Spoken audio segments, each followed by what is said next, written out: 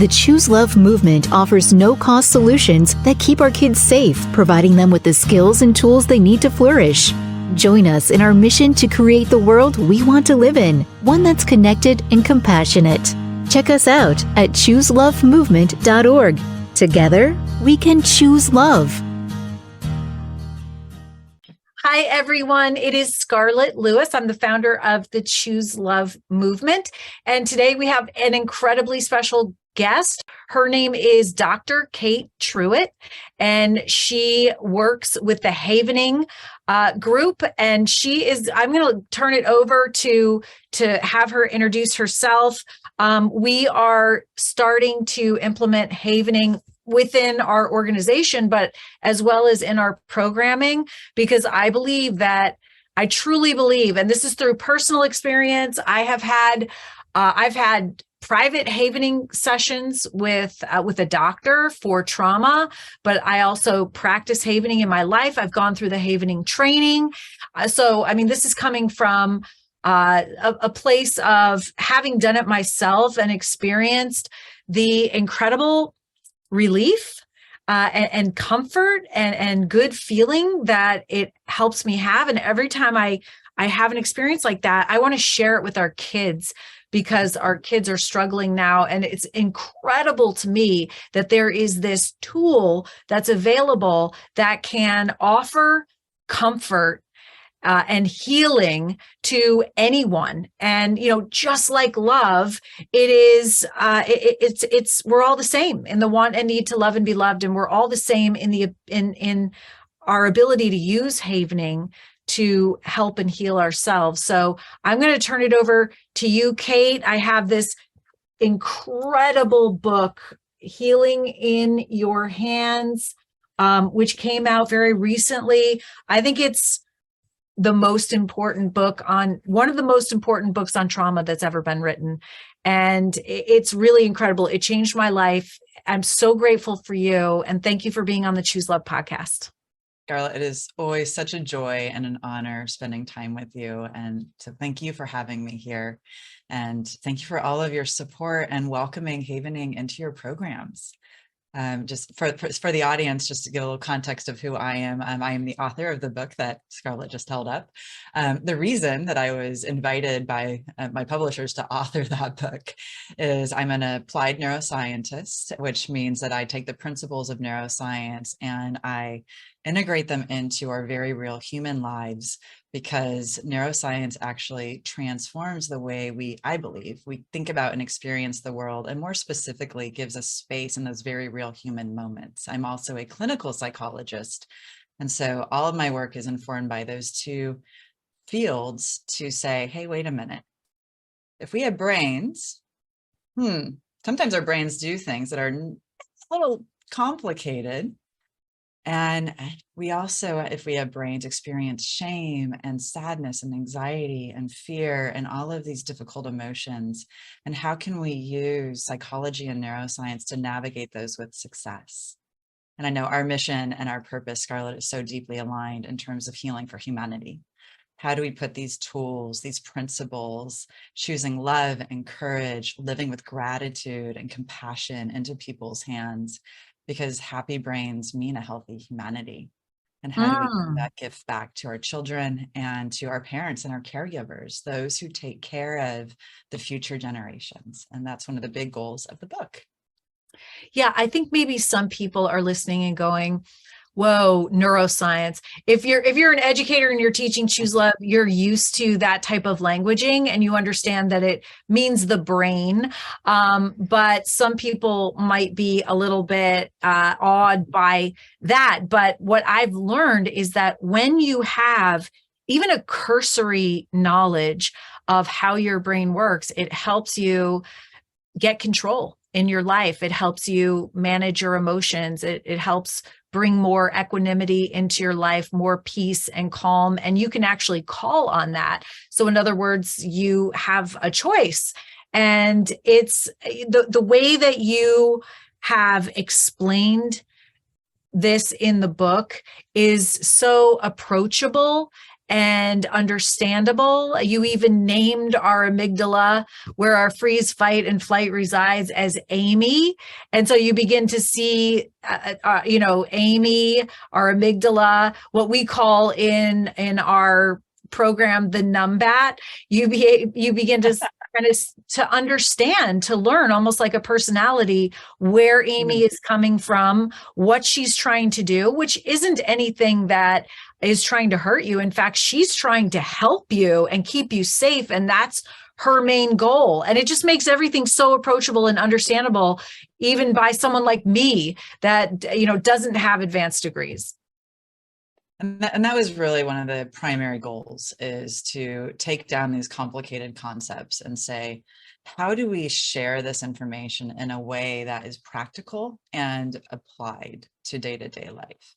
Because if we can start to step back and go, wait a minute, if I'm having a rough day and I have an emotional reaction in an interaction with somebody that I love, well, that emotional reaction tends to be tied to our brain doing something from our past, that it's learned to say, wait, this is something about how I stay safe. And there's something stimuli in this environment right now that's threatening or scary or agitating to me. And understanding that, wait a minute, those responses are about our brain moving into action to try to protect us, mitigates the shame spiral, mitigates that tendency to beat ourselves up for having a human moment. And instead, we can lean in with one of your core principles, compassion. And say, oh, brain, okay, that was a human moment. Let's get curious now and learn about where that human moment came from and what tools can I use to not only better understand the human moment, but also, which is where the havening practices are so powerful, help my brain move through and actually heal through those experiences so they're less likely to come up again, because our past travels with us. Our past travels with us. And if you could share just a little bit of your own personal story, I think it's always so interesting why people are so passionate about things. And I think it also adds credibility to the message when you hear that there is a story behind this in your own life. Yeah, there's a major story behind this. So I was widowed at the age of 29. My partner of 10 years, he had been very, very ill for a long time and become dependent on medications. And we actually had him set up to go into treatment. And so we were going to be married. We waited many years to get married because I was finishing up my doctorate and becoming a psychologist and doing all the things.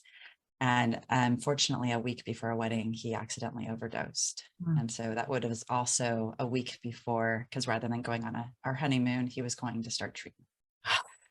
And I was the one who came home and found him, and I couldn't save his life. And I had a lot of trauma from that, and I developed PTSD.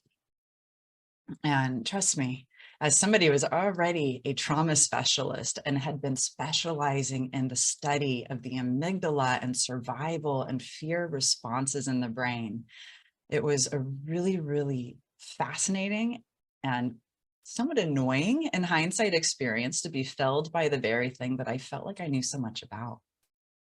My world transformed because I was living with deep loss. And I know you know your version of this, Scarlett. And the one mantra that kept going through my mind over and over again is there has to be meaning in this. There has to be a reason why he was taken. Why am I still walking around? And I've got my own other complicated life story prior to that. And this man who is such delight and a light in people's lives, standing room only, spilling out into the parking lot at his funeral type of human, is no longer with us. And 5 years after he passed on, I found out what the meaning was when I learned about havening. And initially I was quite skeptical. I'm a hard scientist. And somebody said, well, you're going to do this movement and, rub your arms and, rub your palms together, which is what we know now is the havening touch, and do some distraction and some brain games and sing some songs and you'll feel better. And my skeptical brain was like, no. I've done the EMDR, the eye movement. I've spent all the time doing DBT, and I've done the acronym soup of trauma therapy, and I still am not me. I still have trauma. And then I, on a wing and a prayer, went to a Havening Techniques training, and the first breakout group, Dr. Stephen Rudin, universal moment, sits down and does what's known as event havening with me. And all of a sudden, it's like I zoomed back into my body and my brain came back online. And I knew that this was something that the world needed, because it was so simple. And the mechanism for healing is within our own body. And it was something that could then be brought home, and I could continue my work and continue my healing journey. And I know that therapy is a privilege. It is not a right. It should be a right. But these tools create a space where healing becomes a right, because we can share it and communicate it and teach it, which is exactly what your program's all about.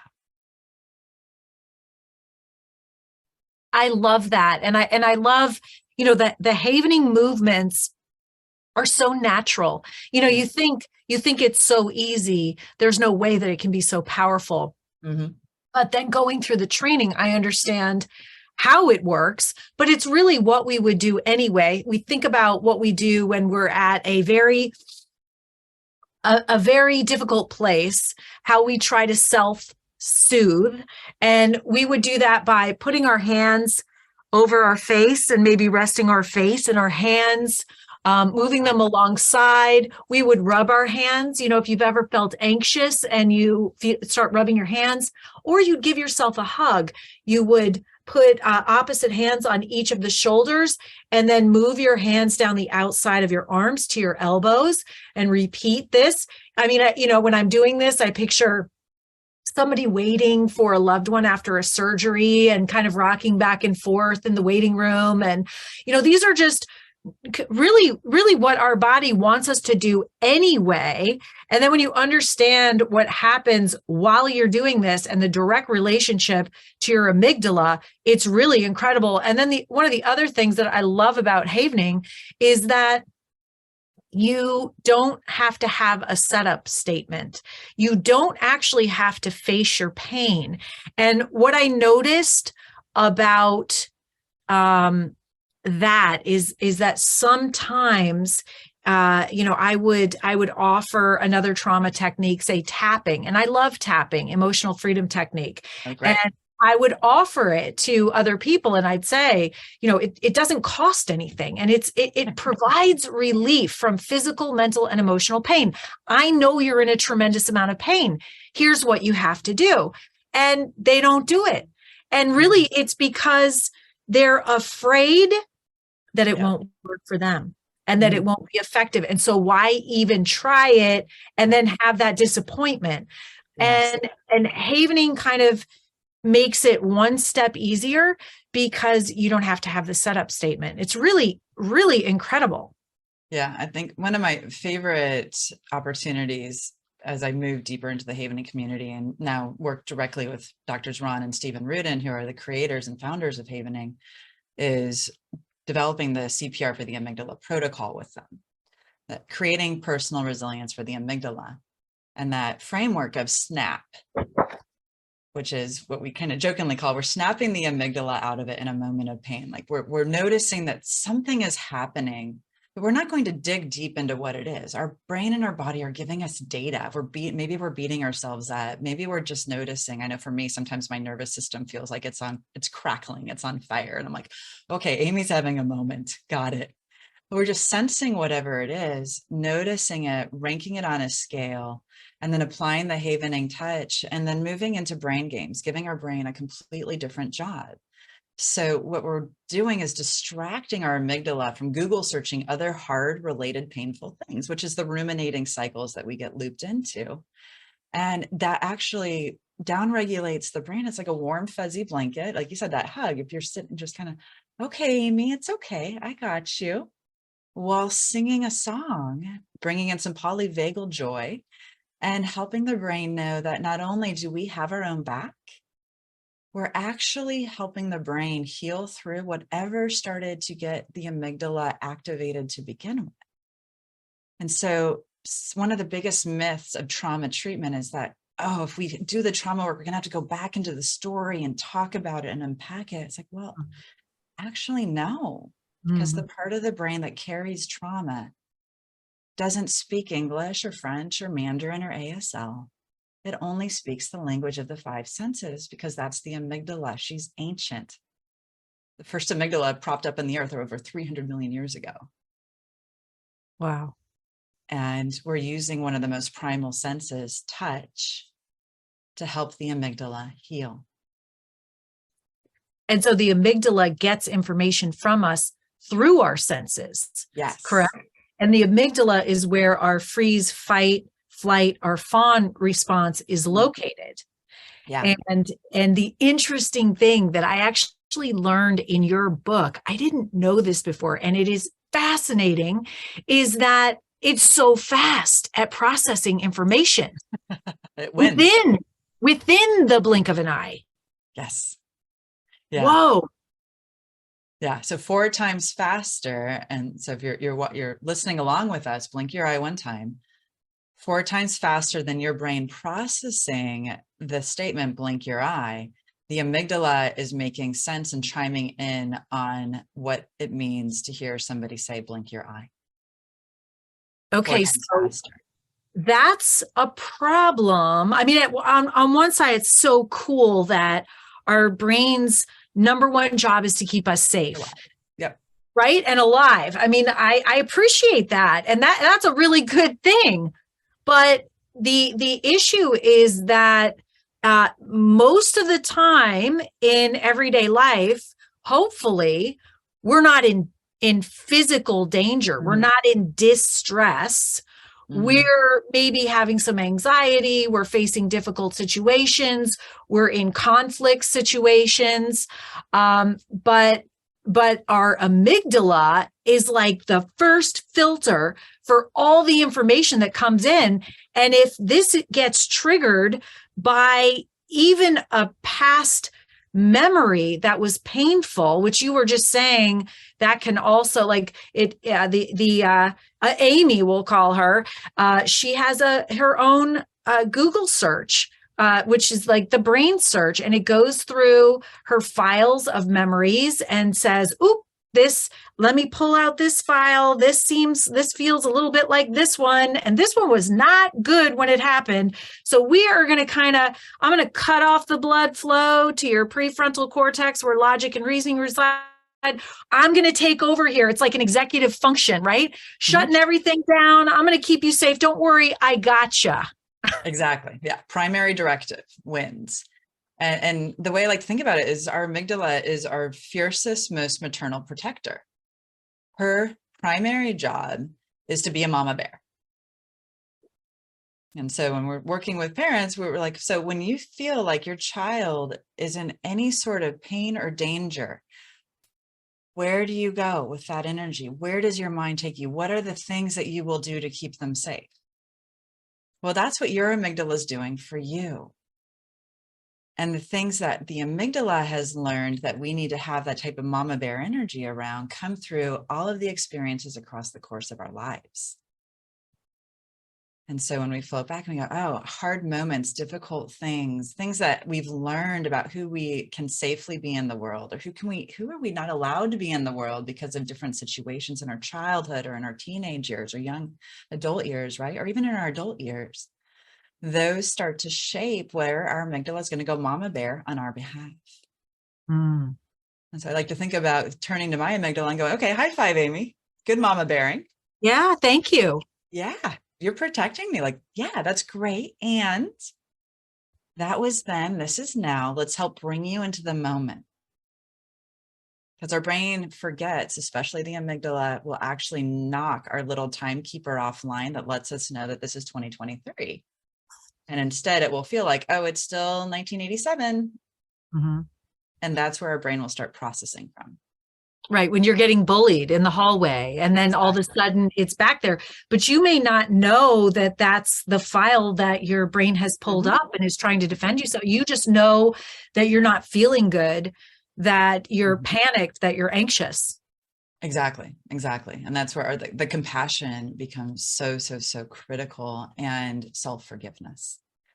Because we have those moments where, because we're operating on the 1987 bully file, we don't know it. And so what do we do to ourselves? We then shame spiral. We beat ourselves up. I know better. What's wrong with me? Yeah. It's going, oh, no. 1987 me needs some love. My young self needs love. Okay. How do I choose love for them? And the havening touch is the warm, fuzzy blanket, the warm cup of tea, the chicken noodle soup for that young self, so that then we can come back to the moment. That is so interesting. And you don't even have to know that it's the 1987 or what file. You just know, you can just assume, because in your book you said 90% of how your brain perceives and experiences the present is informed by your past. 90% of how your brain perceives and experiences the present is informed by your past. So you can't remember all those things. I can barely remember what I had for lunch yesterday. But it doesn't matter if you understand how Amy is working. First of all, you can have appreciation, and then show yourself some love and say, oh, well, I know that you're on alert and this must have reminded you about something, but you're okay. You're okay. Right now, I'm in the present moment. We're recording this on February 1st, 2023, and it's all good right now. I'm safe. Mm-hmm. Well, and what's really, really amazing, especially when we start working with the havening touch and changing the electrochemicals in our brain through the touch so that it's permissive to link into what's called neuroplasticity, our brain's capacity to shift and change. The havening touch kind of superpowers neuroplasticity in the moment. And so when we turn inward with love and compassion and forgiveness and experience gratitude for what's happening in our lives, well, in 5 minutes, that experience is now part of the 90% of our past. So that becomes a neuroplastic guiding principle that we can empower regularly. And that's one of our primary protocols, the Creating Possibilities protocol. How are we creating and building the new future through the possibility of changing our brain? Because we can change it with intention. Because everything that we just said 10 minutes ago, that's now part of our past. Mm-hmm. So the past we can work with. It's malleable in terms of how our brain is learning to Google search what matters, and specifically what the amygdala is prioritizing. Here's the really, really cool thing about the amygdala. She is definitely going to focus on any sort of threat in the environment. And we have the opportunity to guide and support her in choosing a defense response versus an assertive, caring, loving response, a thrive response. We can sculpt that and build that in so that our brain, in a point of I'm anxious or I'm excited, can go, I'm actually going to be excited right now. Or we can prompt that. And the more we prompt it, the more it happens automatically. So you're saying that we're rewiring our brains to handle situations with more of a productive, response, which we call choosing love, rather than the defensive response. Because, sometimes you're in a situation and your body reacts before it seems like your mind comes online. So the hair on the back of your neck stands up, your face flushes, and you want to defend yourself by what somebody's saying. And then, then you act defensively, you say something back and you escalate the situation, when in reality, if you could pause and have appreciation for what's happening, your body is just trying to defend itself. And then I guess rise to the occasion with this understanding and choose love, then the next time it will be easier, you're saying.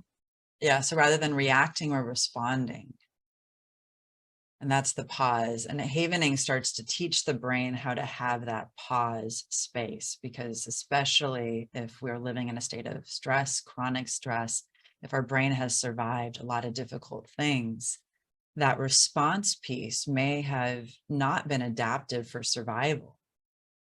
Reactions was the only way to stay for many of us. And so we have to retrain the brain to go, there's a pause here. Mm-hmm. And then we can go in this direction. And that's what the entire book is designed to do, is to work through the emotions and the thoughts and the behaviors and burnout, and guide into compassion and healing, and how to have healthy intrapersonal relationships, so relationship with self and then with others. And there's an entire chapter on parenting and how to be permissive and loving and caring for the good enough parent idea, so that we can be our best selves in any spectrum of our lives. Because we've all got muck, but the muck is our brain doing its best to figure out what happened back there that's showing up in the present moment that doesn't belong in the present moment anymore. The files that get triggered. Mm-hmm. Yeah, I actually worked with Dr. Ron Rudin, one of the creators. We've had Dr. Steve actually present at one of our conferences. He's amazing. I took the training with him, but I was in Dr. Ron Rudin's office in New York City, and we did a havening together to rewrite a story that a traumatizing story. And it was from 12/14, the day of the Sandy Hook school shooting. And we rewrote the story. So in other words, really changed the wiring in my brain and pulled up the file and massaged it a little bit and rewrote the story to something that would not be so traumatizing for me going forward. And but that was still the truth, because sometimes we have these stories that we create that that take a more negative, a more defensive approach than they really need to, than are actually factual. And so that was really incredible. And the thing that I love about havening too is that you can do it to yourself, but you can also do it to someone else. And, if you're with a child who is so upset that they can't find their words because they've flipped their lid and they're just in a lot of pain, you could sit with a child and you would want to do this anyway. There'd be a natural inclination to want to stroke an arm, to just be there, be present when somebody's in pain. Yeah. Right? Yeah. And so, and really, you don't have to say anything, but just with this motion, that you're directly corresponding with that child's amygdala and calming them down. That is so incredible. Yeah, we're hardwired for touch. And my initial experience with havening was a different version of what you just shared, of the work that you and Ron did. And that was one of the things that just made my brain explode and go, this is amazing. As the memory, I had a story around my role of responsibility and not coming home in time to save my fiance's life. And then all of the backstory of how I may or may not have played a role in not intervening every step of the way, not doing treatment sooner, not doing XYZ. And it was transformative for my brain to pull up that file and to sit in that space with Dr. Steve Rudin and be able to start navigating that story and helping my brain let go of all of that inappropriate responsibility taking. Because people make choices. I couldn't make his choices for my partner. I could not. His name was John, and we always called him Johnny Angel. And my brain on its own manifested this warm light at the end of the work of just him sitting on my shoulder. And that became part of the meaning making and the purpose. My brain completely rewired it into, I have this energy that is now a resource. And he may not be walking this land, but he is being carried along with me in everything that I'm doing with my initiatives and my mission and my vision, which is so amazing when I think about Choose Love, the mission and the vision and the story that you have navigated and how you've done your version of that really beautiful, powerful experience. I've done a lot of work and taken responsibility, made a thoughtful response, because I did not want to live my life as a victim. But I'll tell you this, it's 10 years later, and it's almost like if my mind gets bored or something, I don't even know what it is, but I will go back and maybe because as a parent, it is your responsibility to keep your kids safe. I don't know, my mind will just go, well, it was your responsibility. It doesn't matter that he was in a classroom. Like, that's still your failure. And, it's, you said something in your book that really resonated with me. You said, and then of course, I'll do the work to get out of that. And a friend would say, gosh, don't go there. That's not even true. You're supposed to, let it go, let that go. But you said our brains receive a chemical reward when we berate ourselves, just as it does when we give ourselves a metaphorical high five. Yeah. Isn't that wacky? What? Yeah. Because mind-blowing. if we berate ourselves, our brain is reinforcing that, hey, wait a minute, I survived and I failed. And so I'm going to beat myself up so that I don't do whatever it is that caused the pain to begin with. Let me say that in a clearer way. Something happened. It was awful. Our brain's going, I really dropped the ball. I'm going to repeat that experience on loop to make sure that I never drop the ball again. And every time the ball doesn't drop going forward, I get a gold star. So the brain literally thinks, if I keep beating myself up, I'm actually making sure that that bad thing doesn't happen. It's the story of Chicken Little and the sky falling. That's our brain. And we're designed to do that. That's so fascinating. So fascinating. So really, I mean, this self-compassion thing is coming up again and again, because this is something that you could get frustrated with. I could. Why are you trying to shame me? I didn't do anything wrong. And it's almost like this conversation that, yeah, but you should have kept him safe. It doesn't matter the circumstances. Yeah, but I was at school. And really, it's like just facing Amy and saying, hey, Amy, I know what you're trying to do. Thank you. I want to be safe. I don't want this to ever happen again, but I got this. It's okay. We're on, Wednesday, February 1st, 2023. And I'm okay now. I've learned from it. I've got it going forward. My prefrontal cortex has the information, and we're good. Yeah. We're taking care of her. Right. We're just taking care of our brains. And that's why I dedicated an entire chapter to self-compassion, because it is a skill. I mean, that's one of the things people talk about compassion as though it's this innate thing. If we're not modeled compassion and self-compassion in childhood, we don't learn how to do it. And that's one of the incredibly powerful things about the Choose Love program. It's teaching these experiences that are skills. Our brain on its own does the difficult, painful stuff because it's looking for tigers in every moment.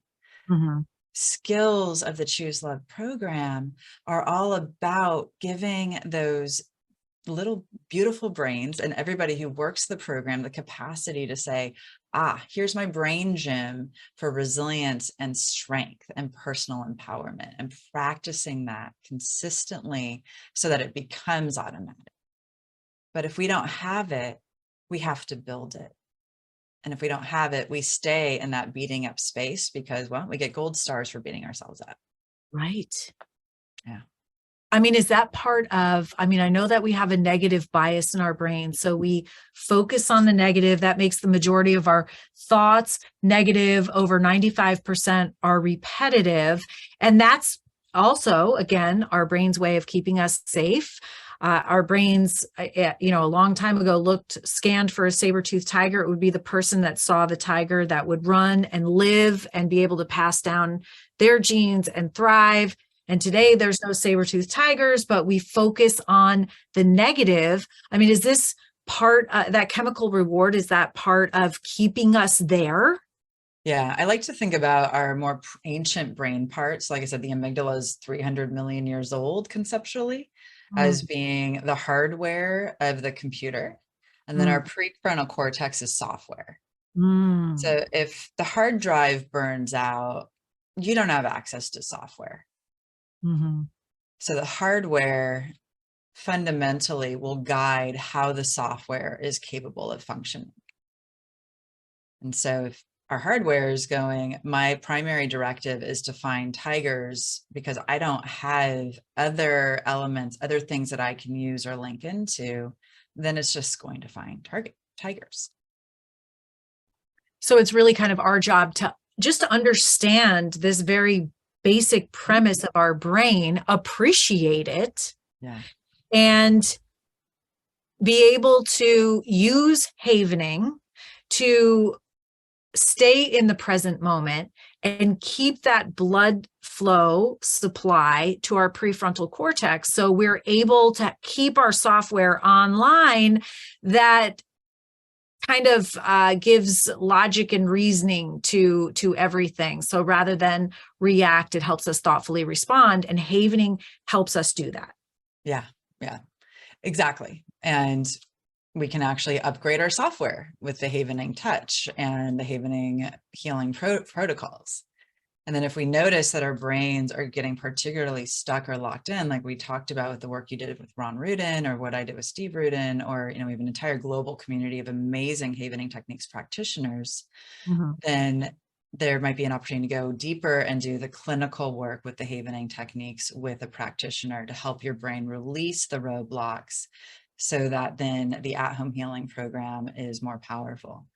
But one of the things that continually blows my mind about the healing in your hands opportunities with havening is that because of the resilience, because we can continually update the software while bringing ourselves back into the moment when our brain is stuck with something from the past through the CPR for the amygdala protocol, I've actually had a number of colleagues and associates, clients, educators that I work with circle back and say, you know what?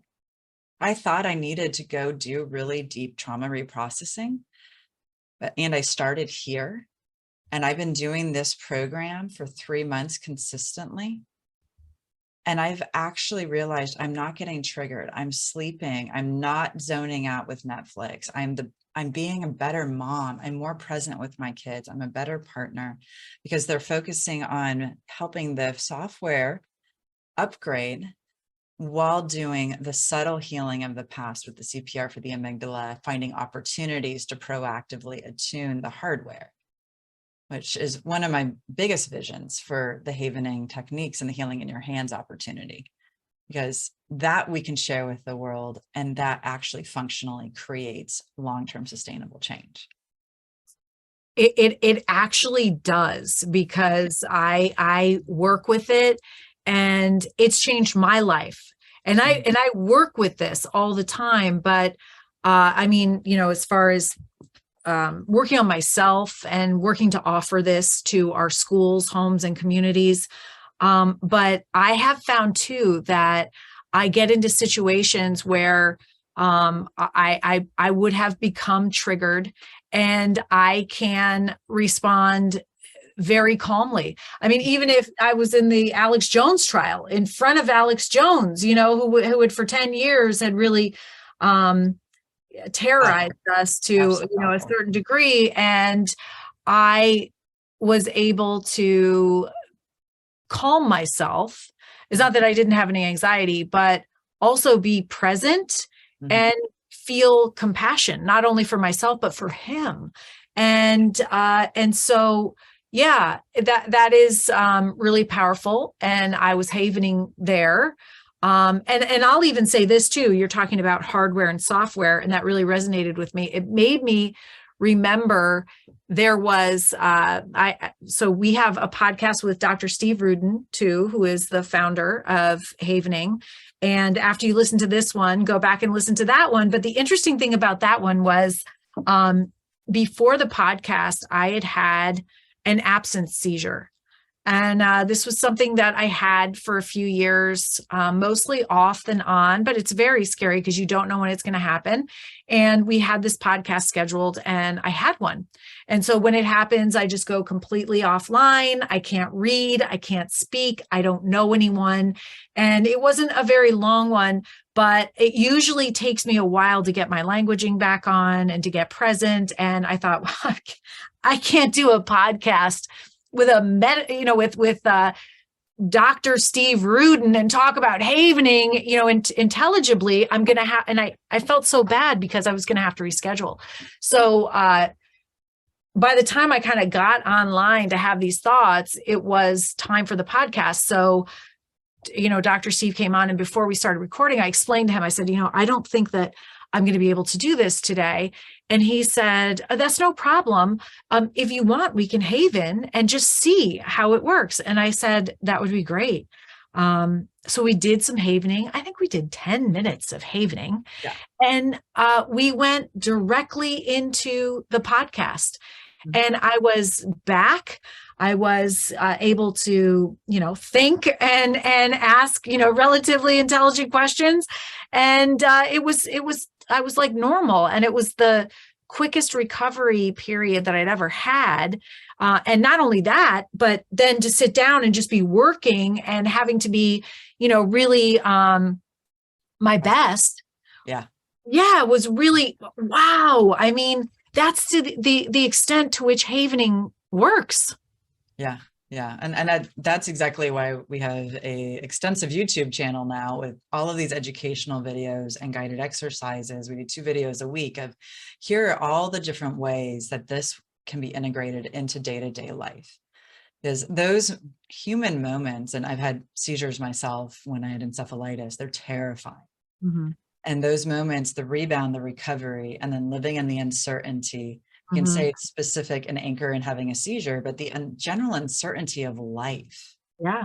Our brain's really, really bad at uncertainty. And we tie uncertainty and scary stories to anything unknown in our world. That's Amy doing her job. And that's the purpose of the YouTube channel is here's why, here's your tool. Here's why, here's your tool. Here's why, here's your tool.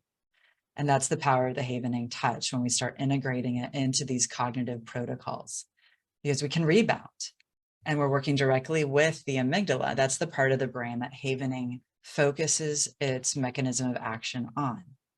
And Amy loves scary movies.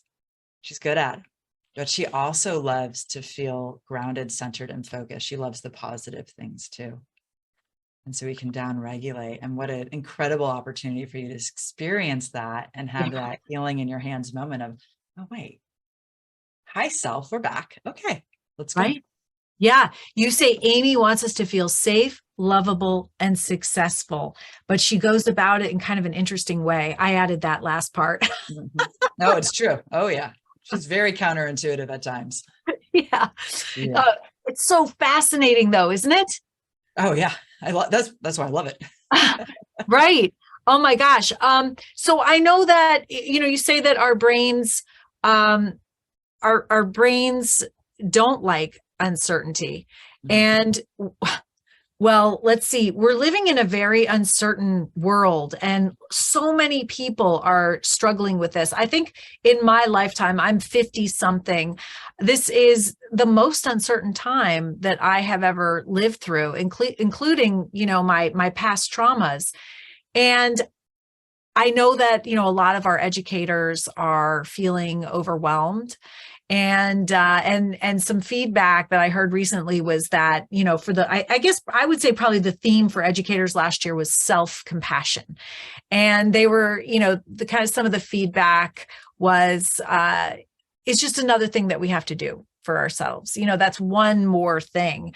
So do you have anything, is there a practice that we could do together while we still have everyone to kind of wrap up our podcast so that people can feel the power of havening in their own life? I don't know. I had CPR for the amygdala, but in my mind, but what do you think would be a great practice to kind of wrap up our podcast so that everyone can experience this? I think once you feel it, you'll understand the power.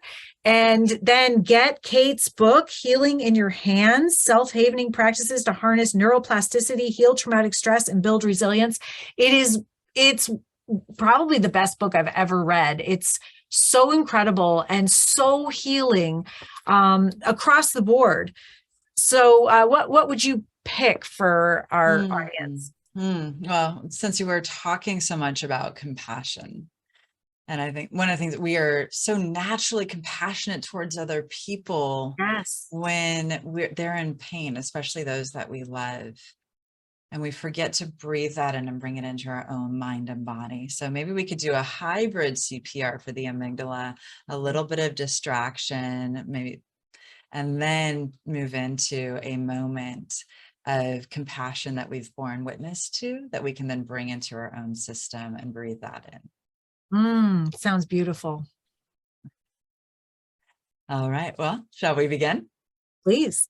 So I'll just like to invite everybody first, just kind of find your center, invite your cerebellum to come online, rock back and forth a little bit. And then if you'd like to, and it feels comfortable for you to welcome in the havening touch, I'll just quickly walk through the 4 of them. The first one is as though you're washing your hands under warm water. The second is a soothing havening hug, fingertips on shoulders, moving down your arms.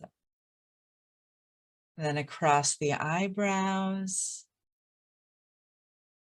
and circling around the cheeks, following the line of the underneath your eyes.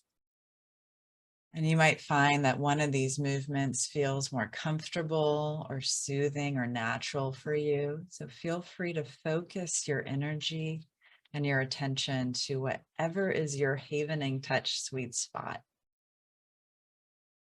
I'd like to invite everybody to welcome in a gentle breath, breathing in, 2, 3, 4, and out, 5, 4, 3, 2, 1. Beautiful. You can either close your eyes or find a soft, gentle gaze. I'd like to invite everybody now to notice something in your world that you interact with that is soft to the touch. Could be a beloved pet, maybe a favorite blanket, pillow, even grass underneath your toes as you stand in the sun. Notice something that is soft and soothing. Once you've identified your particular object, notice as you connect with this entity if it has a color tied to it. Why is this the item that came to mind, and what color belongs to it? And if this sensation and this color had a scent, what would it smell like? Soothing lavender, sweet chamomile, perhaps energizing citrus, or the deep evergreen. And once you've identified that scent, let's welcome in another gentle breath, breathing in, 2, 3, 4, and invite that energy to expand as we release that breath.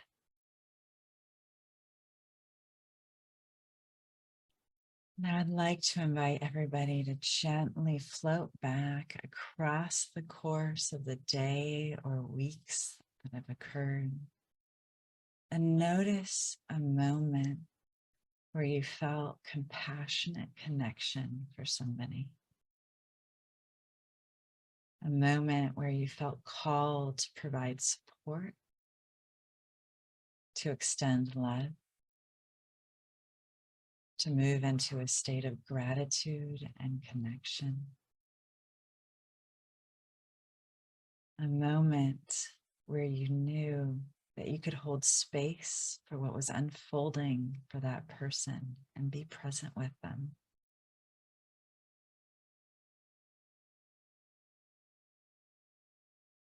As you're connecting to your unique experience of compassion,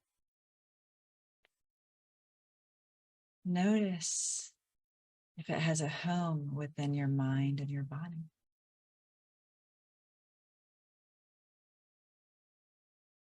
An energetic state,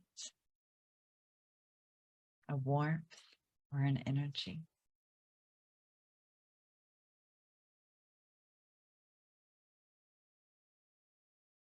Perhaps even a color.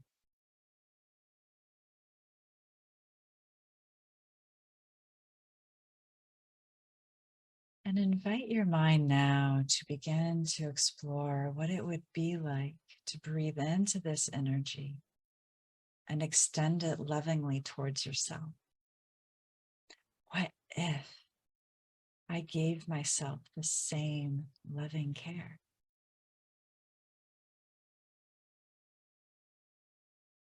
What if I turned inward with compassion in a moment of difficulty? Inviting the color and that energy to expand within you. What if I loved myself the way I love others? Just a gentle exploration, a loving Google search of self-care and self-love. Noticing that our mind loves to create what ifs, and we can guide them with intention towards the positive stories we want more of.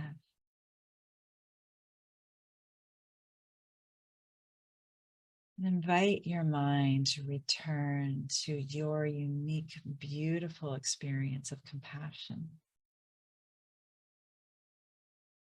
And explore what it would be like to give yourself that energy in the future. To embody that state that shows up so naturally for others, but may be forgotten when it comes to self. And imagining the new possibilities within that space. What if? And as you anchor your mind and your body back to the experience of compassion, noticing if it has a home within you, or if even an object or a color in your life comes to mind that it reminds you of this energy, of this experience,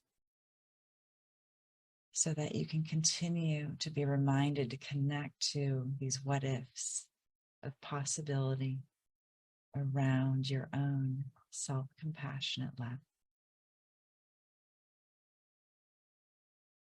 And with another gentle breath in, 2, 3, 4, and an easy release to your own pace.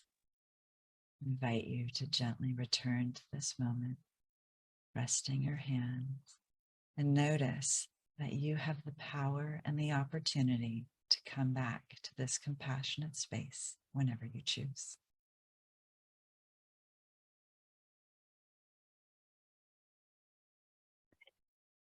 You know, it just feels so good.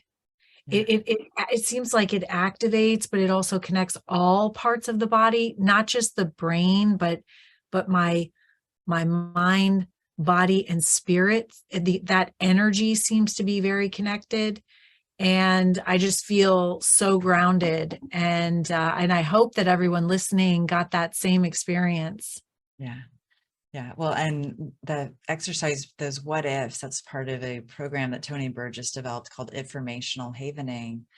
And it's interesting, many, many, many years before I ever heard about havening, I'd creating possibilities. And when I found out I'm trained in havening, I was like, oh, these are my people. Because we're starting in that curiosity and guiding the brain. And then in the book, we have this full exploration and moving in towards an affirmation. And I think that's such an important part, because so often we will do an affirmation, but it doesn't feel real.